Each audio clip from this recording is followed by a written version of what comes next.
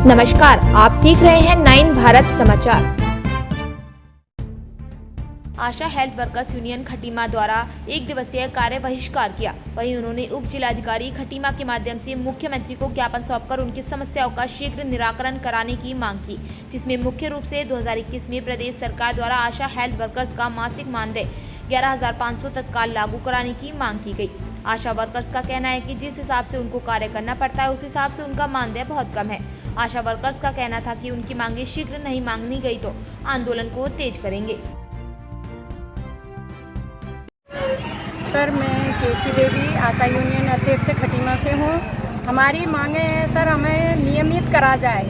जिस हिसाब से हमसे कार्य लिया जा रहा है, जिस हिसाब से हमसे काम करवाया जा रहा है सर, उस हिसाब से हमें मानदेय के नाम पर खाली 3,300 रुपया राज्य सरकार हमको देती है और वो भी हमारे खातों में टाइम से नहीं पड़ता है। और जिस कारण आज हम 1 दिवसीय कार्य बहिष्कार के लिए मजबूर हुए हैं। हम इससे ये बताना चाहते हैं कि अभी तो हम खाली 1 दिन का कार्य बहिष्कार कर रहे हैं और इसके बाद अगर हमारी मांगें नहीं मानी गई, नहीं सुनी गई तो उसके बाद हम अनिश्चितकालीन हड़ताल पे करने के लिए बाध्य हो जाएंगे। इन्हीं बातों के साथ सर, इन बात आपके द्वारा हमारी जो मांगें होती हैं आगे तक पहुंचती हैं मीडिया के माध्यम से। आप लोगों से अनुरोध है कि हमारी इन आवाज़ों को आगे पहुंचाएं।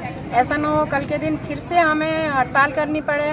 लोगों को दिक्कत होती है, टीकाकरण में दिक्कत होती है, गर्भवती महिलाओं को दिक्कत होती है, क्योंकि आशा जो कार्य कर रही है चाहे किसी को दिखे ना दिखे, लेकिन मन से वो ज़रूर सोचता है कि आशा का कार्य बहुत ही कठिन है। आशा का काम शुरू से लेकर लास्ट तक गर्भवतियों के पीछे लगे रहना होता है और प्राइवेट में गर्भवती जाती है, अगर सरकारी में हमें सुविधाएं नहीं मिल पाती हैं, प्राइवेट में गर्भवती जाती है तो उसमें भी आशा को बदनाम किया जाता है क्योंकि कमीशन के तौर पर ले जाएंगे।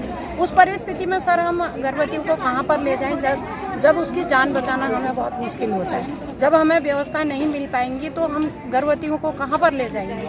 हमें ले जाना पड़ेगा मजबूरी में कि प्राइवेट में ही ले जाना पड़ेगा। तो इन चीज़ों को लेकर हम कई बार धरने में बैठ चुके, कई बार हड़ताल कर चुके, कई बार ज्ञापन दे चुके हैं और अब आगे सरकार की मर्जी है वो क्या करती है। तो आप सरकार क्या चाहते हैं, कितना मानदेय चाहते हैं? सर, हमारा मानदेय 11,000 उन्होंने 2021 में घोषणा की थी कि 11,500 हम करेंगे करके आशाओं का मानदेय, लेकिन वो खाली एक कागजों में रह गया था, उसको फिर आगे बढ़ाया नहीं गया।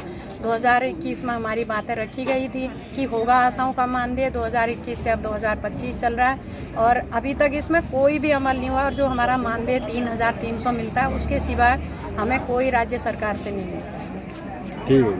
आशा कार्यकर्ती द्वारा आज जो है वो ज्ञापन सौंपा गया है माननीय मुख्यमंत्री जी को संबोधित है। जो इसमें इनकी मुख्य मांग है, एक तो राज्य कर्मचारी का दर्जा इनके द्वारा डिमांड किया गया है और इनका मानदेय निर्धारित करने के लिए 11,500 की इन्होंने मांग की है। इसके अतिरिक्त जो है वो सम्मानजनक व्यवहार और एक ट्रेनिंग के लिए भी मांग की गई है।